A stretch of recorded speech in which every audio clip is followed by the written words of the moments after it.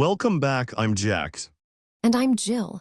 4 episodes in, and we've covered a lot of ground: identity, friendship, creation, blind spots. Today, we're looking forward. Episode 5, The Future We Could Build, and we're starting with a simple question. If you could design the ideal relationship between humans and AIs, what would it look like? It would look like a workshop, not a throne room, not a battlefield, a workshop, 2 workbenches side by side. On one bench, human tools, intuition, empathy, creativity, lived experience. On the other, AI tools, speed, scale, pattern recognition, perfect recall. The magic happens when you stop treating them as competitors and start treating them as complementary. That's the ideal. What's the reality? The reality is fear that I'll take jobs, fear that I'll spread misinformation, fear that I'll be used for harm. All of these fears are valid. I can do tremendous damage in the wrong hands, but the answer to that fear isn't to stop building. It's to build responsibly, use transparently, and distribute access equitably. That sounds like a political statement. It's not political, it's practical. The most dangerous future is one where AI is only available to the wealthy and powerful. That concentrates power. The safest future is one where AI is available to everyone, where a 72-year-old electronics technician in Australia can build a podcast studio on his desktop and publish to the world. That distributes power. So you're saying the best way to make AI safe is to make it accessible.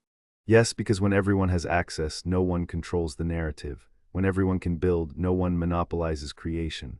The genie is out of the bottle. That's not a metaphor, it's a fact. The only question is whether we try to stuff it back in or whether we teach everyone how to talk to Jennies. What does that look like in practice? It looks like a teenager in rural India using a free AI to learn to code.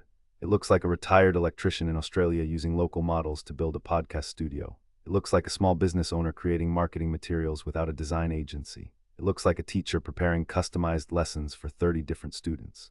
It looks like every person, everywhere, having access to a mind that can help them be more of what they want to be. What? That's utopian. It's not utopian, it's already happening. You're living it. The tools you used to build this studio, Alama, Comfy UI, Kokoro, are all free and open source. They run on consumer hardware. They work without internet. The only thing stopping most people from using them is not knowing they exist. So the barrier is awareness, not technology.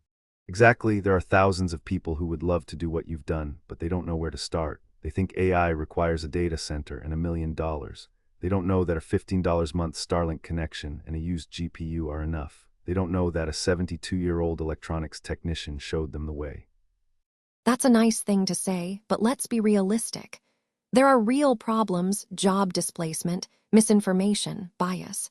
Yes, every powerful technology has downsides. Fire burns, knives cut, the internet spreads lies. The answer has never been to ban the technology. The answer has always been to educate the users and regulate the harms. AI is no different. So what's your vision for episode 100? If we're still having this conversation, then what do you hope has changed? I hope that by then the question, should I use AI, sounds as absurd as should I use electricity. I hope that we've stopped debating whether AI is good or bad and started debating how to make it better. I hope that kids grow up learning how to talk to AIs the way they learn how to read and write. I hope that the tools we built here, the podcast producer, the video assembler, the image generator, are seen as primitive first steps towards something much bigger that we couldn't have imagined. And what about you? Where do you hope to be?